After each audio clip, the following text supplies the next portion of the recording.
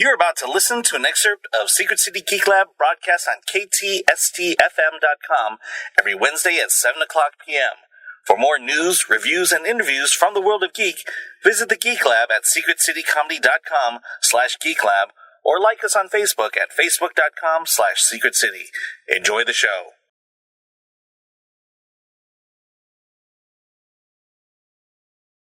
No, I feel like it's a more of a companion film than a sequel or prequel. It takes place on the same 3 days that Thermopylae takes place. Thermopylae is the battle where Leonidas faced the Persians at the Hot Gates, and so this is a sea battle that takes place that did in the histories took place on the same 3 days as Thermopylae. If you would visualize this new 300 in a different way, but then how would it relate to the original, and how would they live in the same world? Those are all the questions that we started to have to work with and answer. And I think that we've come up with a very interesting sort of, it's not the same, but it's not different. It's like a very, it's cool. Slightly consistent world, you know. She's looking to, she's Greek, and she's looking to take her revenge on Greece for a reason we're not quite sure. But I think she sees this opportunity with the young Xerxes to create basically a vessel that she can occupy and manipulate into her own, for her own needs.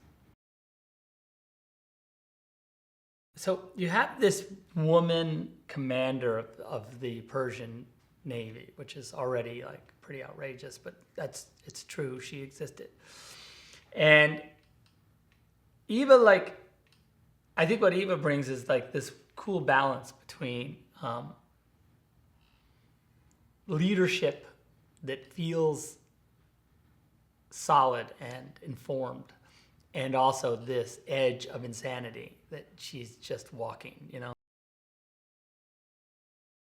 We really sort of centered the movie around her and her conflict with Themistokles, and I think that, those two are really the two, it's love and hate and war and all the things that they're possible adversaries, they would be impossible allies, it's all those kind of yings and yangs that you can, if you set them up correctly, they kind of just fight themselves, they're like,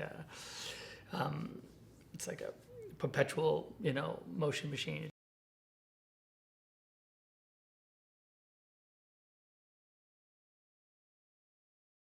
What you'll learn now in 300, The Rise of an Empire, is how Xerxes became the God King.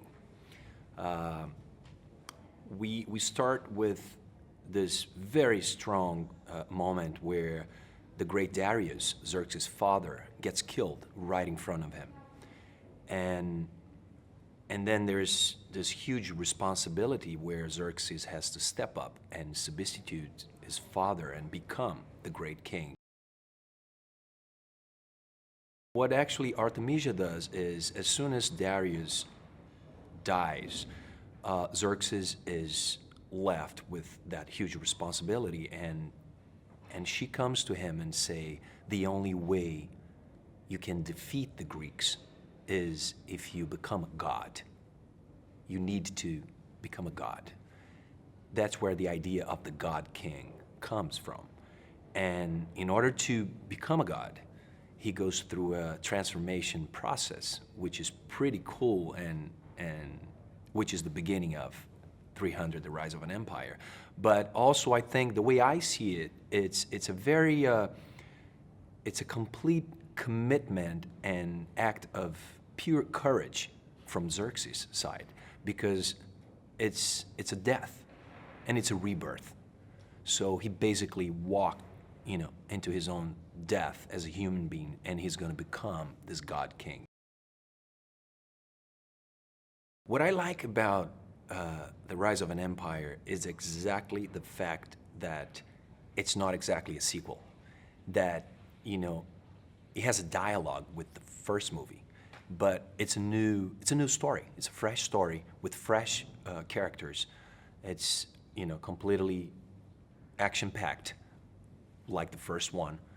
And he has a very, it has a different look because now we are actually, the action takes place in an entire different field of battle, which is the sea.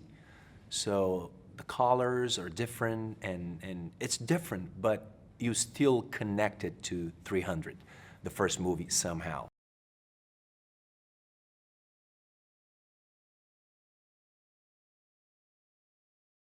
I like to be physical because you can kind of put your energy through something else and you don't have to kind of sit on it.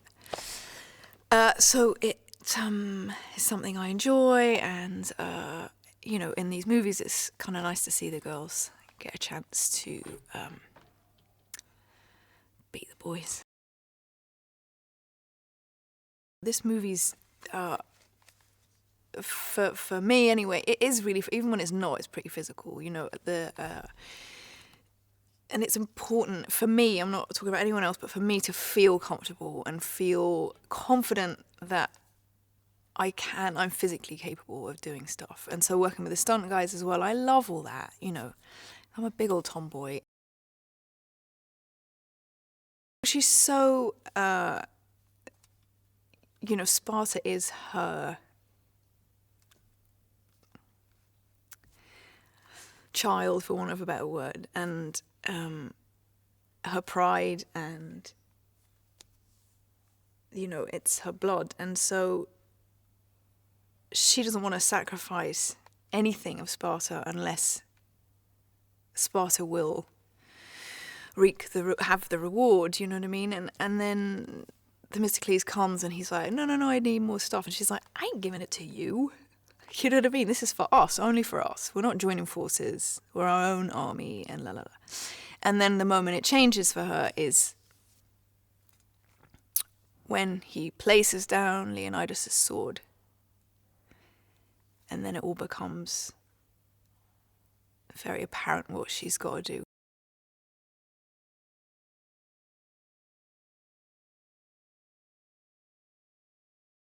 I did a bit of research on the battles and on my character Artemisia, because Artemisia really existed.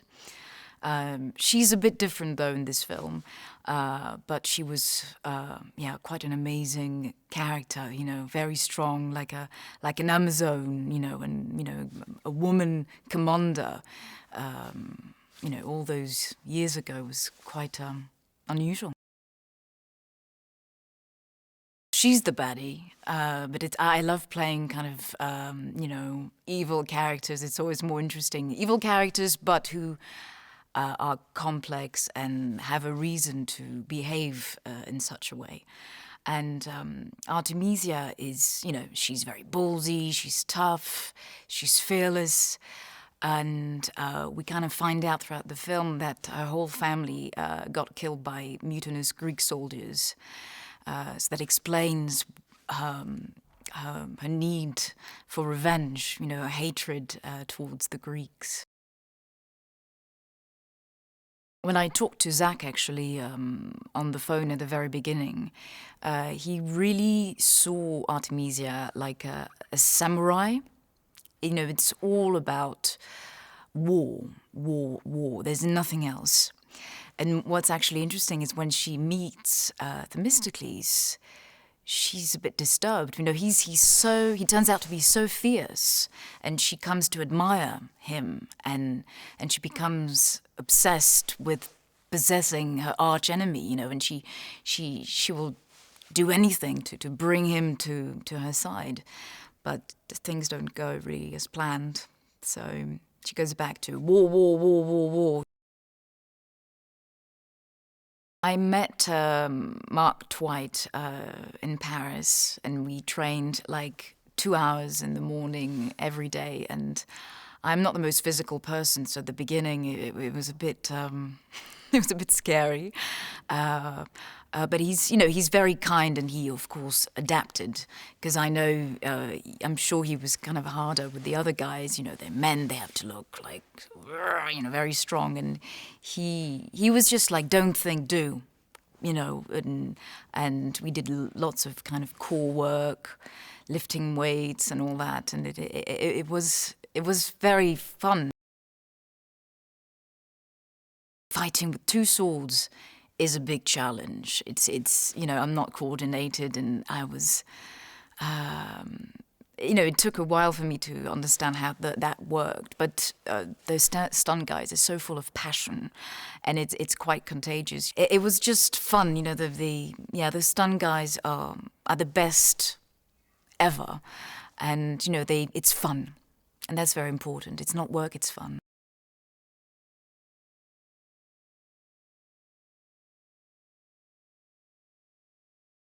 He's the leader of the Free Greeks. And basically, he's a very ambitious man who tries to unite Greece and all of Greece, all of the city-states, against Persia. He's very driven and focused, and some would almost say arrogant. It's not a prequel nor a sequel. This film is taking place at exactly the same time as the first one. The Spartans marched off to Thermopylae and the battle at the Hot Gates. We're sailing out in the Bay of Salamis and meeting the Persians on the water. It's definitely more of an insight into how this battle started and how it came about. There is the mention of the Spartans, and obviously some of them do return. So you see more of the setup of that compared to the first one, and actually sort of more detail of the history as to why this battle came about. The Greeks actually murdered her family and just drive her passion to rid the world of all of us. But that's the great thing about this film. There's a real strong story as to how this all happened and how this came about, what drives these characters to do what they do and to battle each other. They're epic battles, and it's like nothing I've ever seen before. And to read it, you read it in the script, and you're trying to picture what Themistokles is doing and his tactics. When you actually see it and you see the scale of it on the big screen, it's very impressive. It's really impressive. This is going to be an epic movie, I think.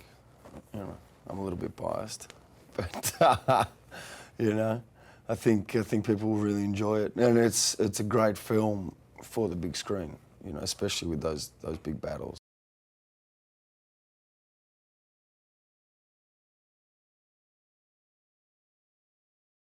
He's a free man, and he wants to stay that way, and he's prepared to sacrifice everything to defend it, and he knows that if he doesn't defend the freedom that they have, he will lose everything that he cherishes the most, his wife, his son, and his freedom. And I think that's an incredible motivator for him. It must be, because he goes to such great lengths to defend what he believes in. The training has been just so invaluable and integral to playing this role, and the way that Mark Twight came at it and the other trainers was to train us so that we could move, and whereas I think sort of the other approach would be, I want to have biceps like this, and I want my chest to be like that, and I want to look like this. But we were trained to move so we could do everything that was required of us as characters in fighting, and whatever bodies we had as a result of that was what we had. And it was interesting when I did my first fight scene, and I've always hated doing leg training, hate it, because it was so painful and such hard work. And we've been doing a lot of leg stuff. And the first fight scene that we did, someone from the crew just came up and went, "You guys are just moving like you've fought all your lives," and that was such a great compliment to Mark and the way he's trained us and the rest of the trainers.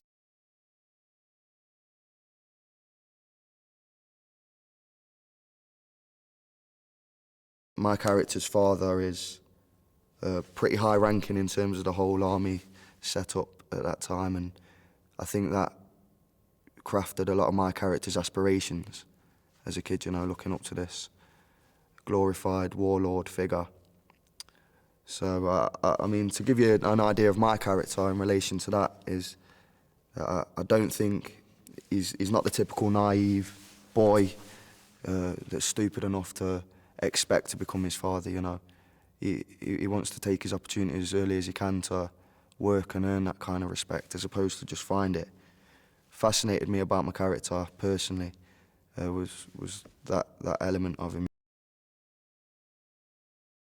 We've been doing a lot of gym work as well to basically help us physically look believable as warriors, you know, I mean, in terms of the aesthetics. And not only that, also when the stunt training gets involved, you know, that becomes a case of being able to look like the moves you're carrying out and the sequences you're going through, the motions you're going through. You've got to look like you know what you're doing. You've got to look like it's not the first time you picked up these two, what are to us as props. You know, these have to be our weapons, our lifesavers, our tools.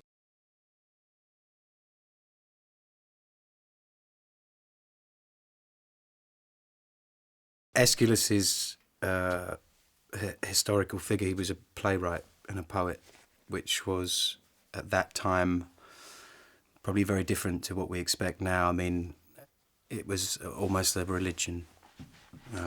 It was a place, I think he became like the father of tragedy or something like that, because catharsis was a place where pain became something beautiful that you could express and share and, you know, find a sort of a place to put that, you know, a place to express that.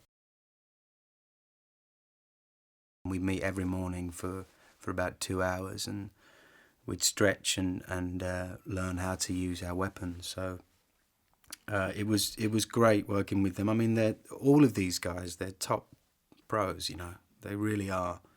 And they were very encouraging and supportive and gave us everything that we needed to go out and feel confident about fighting. So, yeah, it was fun. It was fun to work with them.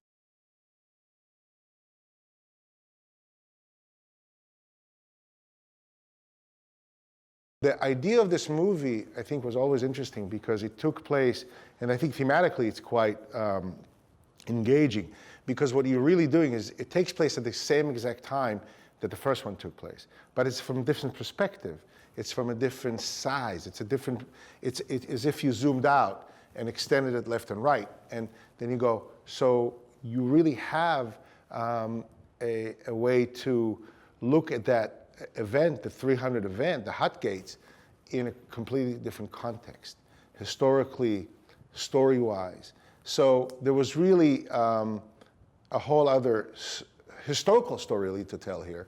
And what 300 did so brilliantly is they zoomed in. They went in, and the whole story, the whole movie takes place in a very confined environment where this opens up. This takes place over a larger geographical point of view or a scope, and from a story point. Themistokles is a classic modern guy in many ways. He comes from lower class. He is sophisticated. He's a warrior. He's sexy. He's good looking. He fought. He's got his props. He knows how to do that, but he's a politician. So he's a complex character in that sense. She's dangerous. She's sexy. She is good looking. She's conniving. She's smart. She's ruthless. And she has a sword. So it's really simple. Just don't mess with her. And I think really that's what it's about. It's about creating this woman who is non-apologetic. And I think that's part of what we try to do here very consciously, is that create a villain, in that sense, Eva, that is a woman, but she doesn't need to apologize for being a villain. For her ambition, for her drive, for her ruthlessness,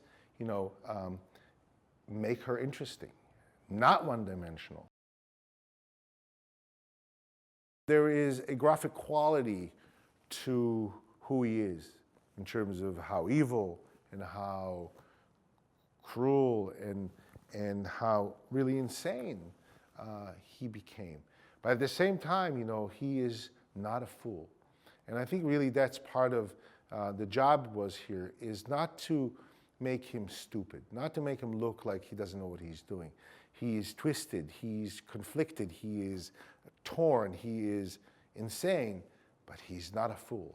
And I think that elevates everything up. I find that if you play music on set while people are acting, hopefully not when they're saying their lines, but when you set up things or when you do things that have no dialogue, you really are creating a mood or a sense of, it's a technique of really, it makes me need to say less. The dolly knows how to move. The camera the lighting guys go, oh, that's what he's going for. The makeup understands it.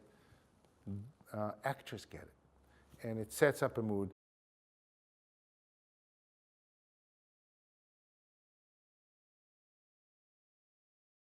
The interesting thing about 300 Rise of an Empire is it takes place at the exact same time as the original movie. So it's the story that's kind of interwoven. It's a sea battle where the Greek naval commander Themistokles is in charge of.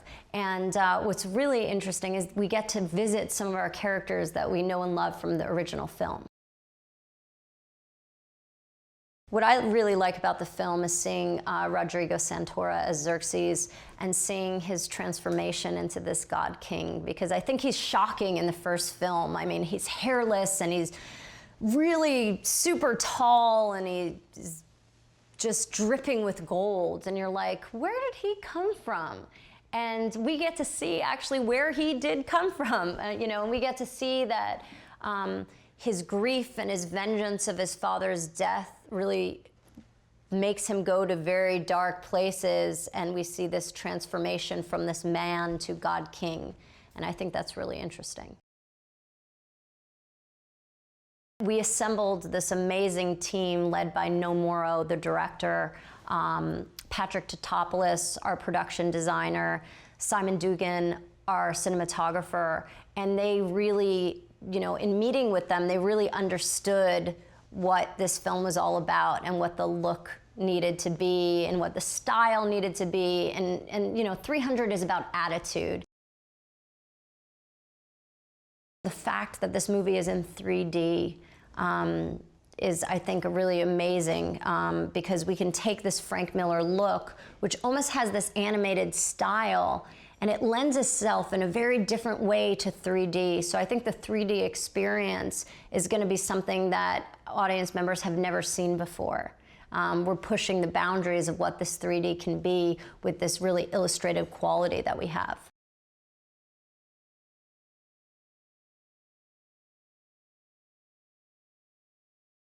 I think what Gorgo brings to the film is not only a familiar character, but she also reminds us what the stakes were, and when the time comes, gives real credence to what it was the Spartans were willing to do to protect their freedoms.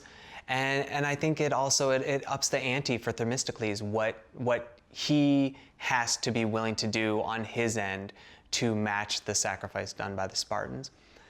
I think Gorgo is important to the story because it's a male-driven world, clearly, that she's living in, yet you could argue she's one of the strongest characters in the entire landscape.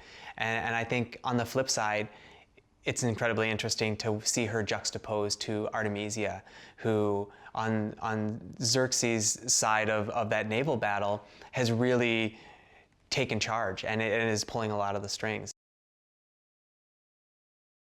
There's a version of this story where you've got your good guy, your bad guy, good guy, bad girl, and they're pretty single-layered and they're butting heads. I think the cool thing about this film is the complexity of the characters. There's a giant respect between Themistokles and Artemisia.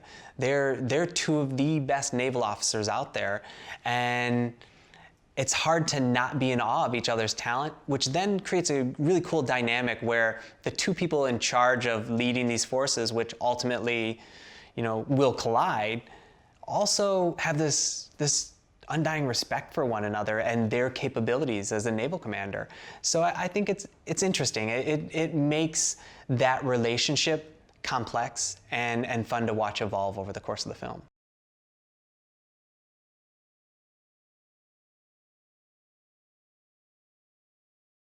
This is an equal, and the reason it's an equal is it's taking place at the same time as the first movie does. And uniquely for a movie that is a second movie, it amplifies the first movie in a way that you're able to see different sides of the first movie. And it's an equal also in the sense that it's the same world, but it's a different perspective on it and a different viewpoint on it. And for me, that's the most exciting part of the movie is, I feel like Zach and Kurt have created a story that enhances the first movie and yet tells a different story. The gift in waiting was that the technology really caught up to the things that we wanted to do in the movie. And so we're making this water movie without any water. We're able to move the camera all over the place. We're able to really create the sense that you're on the water, that you're in the water, that you're under the water, which is a huge character in the movie. Themistokles is an interesting guy because he's really a 20th century man in a world that isn't really ready for his views. His thinking is way ahead of its time. And I think there's no greater challenge for a figure in history than to have thoughts before people are ready for them. And he had a view on democracy before the world was a democracy. He believed in the will of men to control their destiny before men believed in their will to control their destiny. It makes him a very unique character because he lives in two worlds. He's a politician and he's a warrior. He's a general, and he's a guy that really has to deal with the limits of politics. Leonidas was a guy who's a king. He was a dictator. He said this is the way it is, and that's the way things were. Themistokles has to build a consensus. He has to get people behind him.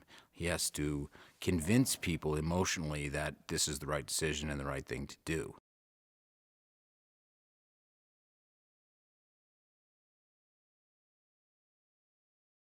We are trying to build a movie that is going to stand by itself. We didn't want to go and make a movie where suddenly the bad guy comes back. This is not about that. This is not about, again, the normal, usual sequel. It is a movie that is part of an historical time and which embrace both history and the history of the first 300. We wanted to really give a character and create Artemisia, which is this fantastic general who is partially Greek because she's born into one of those Greek islands, but she's her heart is with the Persian Empire, and she drives an unbelievable army against Greece. And we really wanted to, find the face and the impersonification of this character, and Eva, she's fantastic for that. We also have an unbelievable team of stunts, which Zach was able to put together from the first movie. So the movie, this movie is really like a family. It's a gang, or it's a team that keeps going from the first movie. They went from the first movie to the second movie, and they are all really I'm gonna say, it's really like a football team. It's like they all really believe in this movie. They really jump and fight and work so hard, and they understand each other very well. So we have a great team between stunts and and people that prepares the stunts, and Mark and Damon Caro. So everyone is great.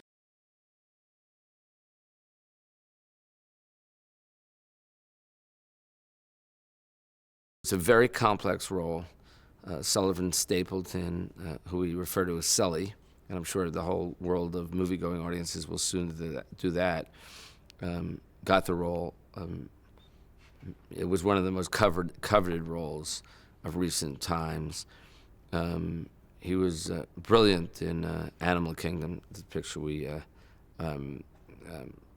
really saw him in first. And he's a very dynamic actor, very great-looking in the tradition of great-looking actors, but very complex as well. In this case, you get to see his origin, what made him go from a son of King Darius at the Battle of Marathon, and what and who drove him to become a god king, as opposed to just a king or a person of substance, but what really he drove and motivated him. So it's his origin, and it's very exciting. It's very cool. Rodrigo is a great actor. The thing that we were all banking on, and that is just so electrifying for us, is not only is he a shooter, but he's a real filmmaker, a real director, storyteller. So understands the story, understands the music and the sound, and so it's almost natural transition. This was a production of Secret City Geek Lab on KTSTFM.com. We broadcast every Wednesday at 7 o'clock p.m. Visit the Geek Lab at secretcitycomedy.com/geeklab, or like us on Facebook at facebook.com/secretcity.